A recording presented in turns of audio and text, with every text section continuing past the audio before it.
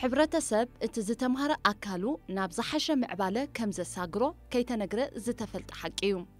ስለዚ ድማ ኣብ ታሪኽ ምልስ ኢልና ምስ ንርኢ ምሁር ዓቕሚ ሰብ ኣብ ወሳኒ ጽፍሕታት መንግስቲ ወይ ድማ መሪሕነት ብምኹርናዕ ስርዓት ወይ ድማ ሲስተም ዝሃንጽ ሕብረተሰብ ምሁር ሰብ ይሃንጽ፣ ምሁር ሰብ ድማ ኣገባብ ወይ ስርዓት ይሃንጽ። ዝተምሃረ ሰብ ዋላኳ ብሞት እንተሓለፈ ዝሃነጾ ስርዓት ወይ ኣገባብ ይነብር ቀጻሊ ድማ እዩ።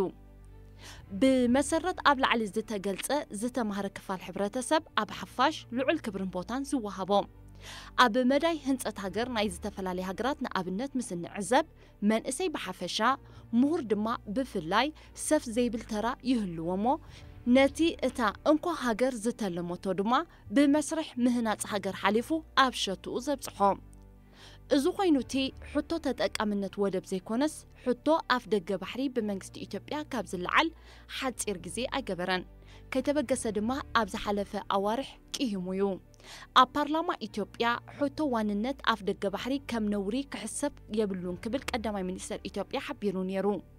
ንልኡላውነት ካልኦት ሃገራት ኣብ ምልክት ሕቶ ምእታው ከመይ ነውሪ ዘይኮነ ዝብል ሓታቲ የለን። ስለዚ ካብዚ እዋን እዚ ዛዕባ ብመንገዲ ማሕበራዊ መራኸቢታትን ወግዓዊ መንግስታዊ ምንጭታትን ክጋዋሕ ርኢና ኢና።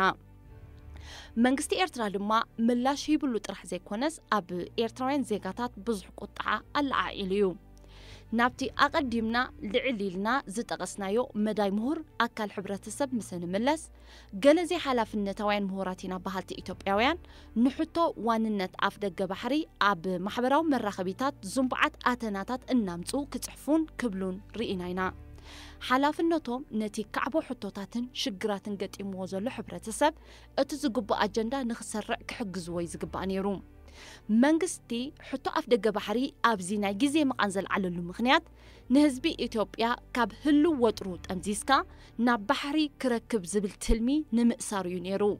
እዚ ድማ ሸትኡ ኣይሃረመን።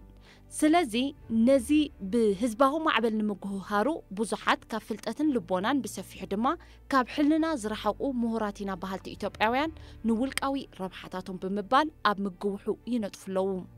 ኣብዚ ግዜ እዚ ገለ ኣብ ኢትዮጵያ ዘለዉ ፖለቲካውያን ጉጅለታት ንሓደገኛ ወልፍታቶም ጌና ኣብ ብላሽ ወይ ድማ ከንቱነት ጥቕላል መዕለብ ንምግባር ይቕጽልዎ ከም ዘለዉ ሳሕቲ ምሕር ድንቁርና ወይ ፍልጠት ኣልቦ ወይ ድማ ጎነፃዊ ኮይኑ ካልእ እዋናት ድማ ገልጠምጠም ዝመልኦ ግን ከዓ ታሪኻውን ሕጋውን ጣቋ ዘለዎ ብምምሳል ነቲ መርዛም ኣጀንዳ ብምምጻእ ንልኡላውነት ሃገራት ንምዕትዓት ዝግበር ከም ዝኾነ ሚኒስተር የማነ ኣብ ናይ ኤክስ ሕሳቡ ኣስፊርዎ ኣሎ። እዚ ድማ ክስገር ዘይብሉ ቀይሕ መስመር ብምባል ኣስሚሩሉ ኣሎ።